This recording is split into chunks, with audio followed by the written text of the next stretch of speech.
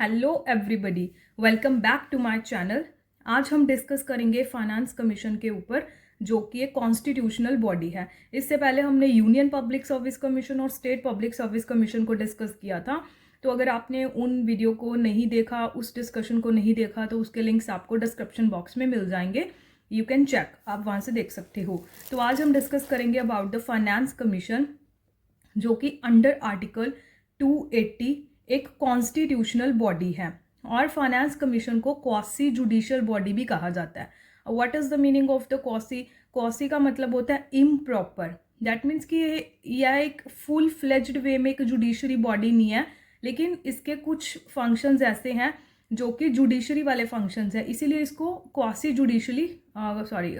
Judicial body कहा जाता है। नेक्स्ट हम बात करेंगे इसकी कॉम्पोजिशन के बारे में। तो इसमें होगा एक chairman and 4 other members. Total 5 members का ये कमीशन होता है, जिसमें एक चेयरमैन एंड 4 अदर मेंबर्स होंगे। और अगर हम इनके जिनको प्रेसिडेंट अपॉइंट करेगा, अपॉइंटेड बाय द प्रेसिडेंट। आगे अगर हम इनके टेन्योर की बात करें, तो इनका टेन्योर कॉन्स्टिट्यूशन में एज सच कोई स्पेसिफिक टाइम पीरियड मेंशन नहीं है, लेकिन इनका टेन्योर प्रेसिडेंट स्पेसिफाई करेगा। तो जो भी टाइम पीरियड प्रेसिडेंट के द्वारा स्पेसिफाई किया जाएगा, उतने टाइम पीरियड के लिए ये कमीशन को सर्व करेंगे। नेक्स्ट हम बात करें इनकी क्वालिफिकेशन की। तो क्वालिफिकेशन कॉन्स्टिट्यूशन में कोई भी स्पेसिफिक क्वालिफिकेशन इनकी मेंशन नहीं है, लेकिन कॉन्स्टिट्यूशन ने पार्लियामेंट को अथॉरिटी दी है, पार्लियामेंट को पावर दी है कि पार्लियामेंट इनकी क्वालिफिकेशन को स्पेसिफाई कर सकती है। एंड उसी पावर का यूज़ करते हुए पार्लियामेंट ने कुछ क्वालिफिकेशंस मेंशन की है, जिनके बेसिस पर इनके मेंबर्स और चेयरमैन को अपॉइंट किया जाएगा। अब जो पार्लियामेंट के अकॉर्डिंग जो चेयरमैन होगा, उसके पास पब्लिक अफेयर्स को डील करने का अगर एक्सपीरियंस है, पब्लिक मुद्दों को डील करने का अगर अच्छा खासा एक्सपीरियंस है, तो उसको एज अ चेयरमैन अपॉइंट किया जा सकता है बाय द प्रेसिडेंट। एंड जो अदर 4 मेंबर्स हैं, उनके पास अब हम 4 क्वालिफिकेशंस देखेंगे। उनमें से एक क्वालिफिकेशन उन 4 मेंबर्स के पास होनी चाहिए, जिसमें पहली है कि या तो वो हाई कोर्ट का जज होना चाहिए। अगर वो हाई कोर्ट का जज नहीं है, तो एटलीस्ट हाई कोर्ट का जज बनने के लिए क्वालिफाई होना चाहिए, जज बनने की क्वालिफिकेशन रखता हो। एंड द सेकेंड इज कि जो फाइनेंशियल मैटर्स हैं उनके साथ डील करने की, या बोल सकते हैं कि फाइनेंशियल मैटर्स में अच्छा खासा एक्सपीरियंस होना चाहिए, तो वो फाइनेंस कमीशन का मेंबर बन सकता है। एंड द थर्ड इज़ कि उसके पास स्पेशल नॉलेज होनी चाहिए इकोनॉमिक्स में, तो वो कमीशन का मेंबर बन सकता है। And the fourth is finance and account का अच्छा खासा एक्सपीरियंस हो, उसमें नॉलेज होनी चाहिए, क्योंकि अल्टीमेटली फाइनेंस कमीशन के फंक्शन ही कुछ ऐसे हैं जिनको हम आगे देखेंगे। तो जैसा उनका काम है, वैसे ही उनको मेंबर्स या चेयरमैन उस कमीशन में चाहिए। इसलिए finance and account, financial matters के रिलेटेड या इकोनॉमिक्स में अच्छा खासा एक्सपीरियंस वाले मेंबर्स ही इस कमीशन में अपॉइंट होंगे बाय द प्रेसिडेंट। एंड एक बार इनका टेन्योर कंप्लीट हो गया, तो वो दोबारा भी रीअपॉइंट हो सकते हैं, unlike in the case of union public service commission and state public service commission.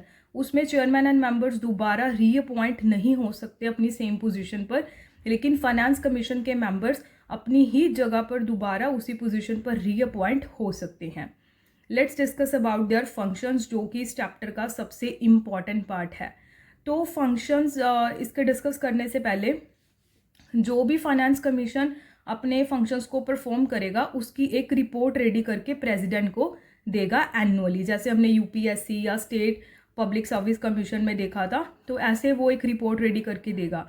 अब इसके फंक्शन में सबसे पहला इम्पॉर्टेंट फंक्शन है टैक्स डिस्ट्रीब्यूशन के रिगार्डिंग रिकमेंडेशन देना, कि सेंटर के पास जो भी टैक्स कलेक्शन होगा, वो सेंटर टू स्टेट किस रेशो में शेयर होगा। Centre to state that means कि वर्टिकल डेवोल्यूशन जिसको बोलते हैं, वर्टिकल डिस्ट्रीब्यूशन किस शेयर में होगा, और फर्दर स्टेट्स के बिटवीन जिसको हॉरिजॉन्टल डेवोल्यूशन बोलते हैं, हॉरिजॉन्टल डिस्ट्रीब्यूशन बोलते हैं, तो वो किस रेशो में होगा। तो वो सारी रिकमेंडेशन फाइनेंस कमीशन के द्वारा दी जाएंगी। सेकेंड इसका काम है कि जो स्टेट्स सेंटर से ग्रांट मांगती हैं अपनी स्टेट की डेवलपमेंट के लिए, वो सेंटर से पैसा मांगेंगी और सेंटर उनको पैसा देगा कंसोलिडेटेड फंड ऑफ इंडिया में से।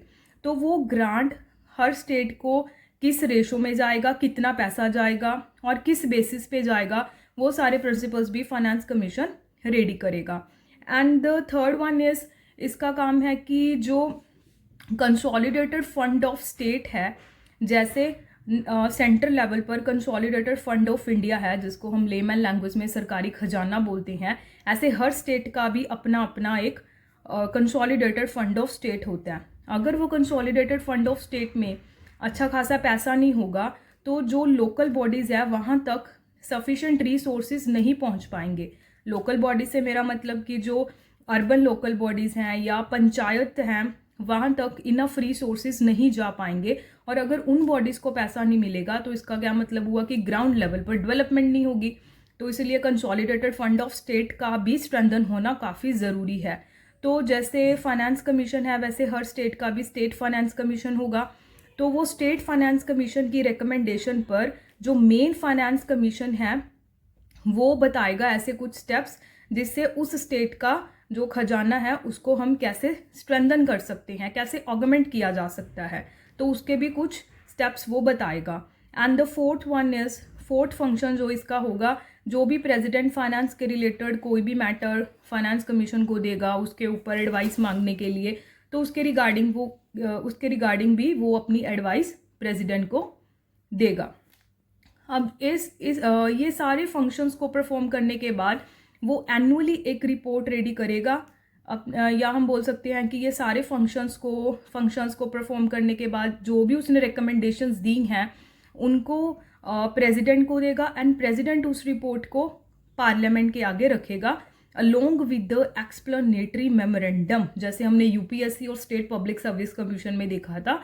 अब उस मेमोरेंडम में लिखा होगा कि कौन सी एडवाइस को गवर्नमेंट ने माना है और ऐसी कौन सी एडवाइसेस हैं फाइनेंस कमीशन की जिसको गवर्नमेंट ने नहीं माना। तो इसका मतलब क्या हुआ कि जो भी फाइनेंस कमीशन गवर्नमेंट को एडवाइस देगा वो गवर्नमेंट के ऊपर बाइंडिंग नहीं है।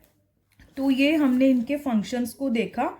अगर हम इनके एडवाइजरी रोल की बात करें कि इनका ओवरऑल रोल क्या है, तो एडवाइजरी रोल का मतलब क्या हुआ कि जो भी ये रिकमेंडेशंस देंगे वो गवर्नमेंट के ऊपर बाइंडिंग नहीं है। दैट मीन्स कि जो भी इन्होंने गवर्नमेंट को एडवाइस दी वो गवर्नमेंट मान भी सकती है, नहीं भी मान सकती।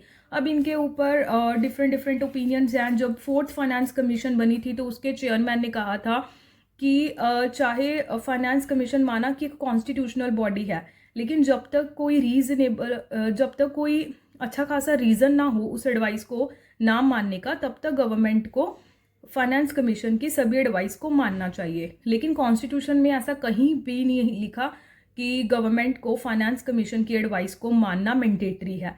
तो दैट मीन्स इसका रोल क्या है, एडवाइजरी रोल है। So this is all about finance commission. एक छोटा सा चैप्टर था ये। आई होप कि आपको ये डिस्कशन अच्छा लगा होगा, और अगर आपने पहले से किया तो आपकी अच्छी खासी रिवीजन हो गई होगी। तो ऐसे ही फर्दर वीडियोस को देखने के लिए आप चैनल को सब्सक्राइब कर लीजिए, बेल आइकन दबा लीजिए, चैनल को अपने फ्रेंड्स में भी शेयर कीजिए और वीडियो को लाइक भी कर देना।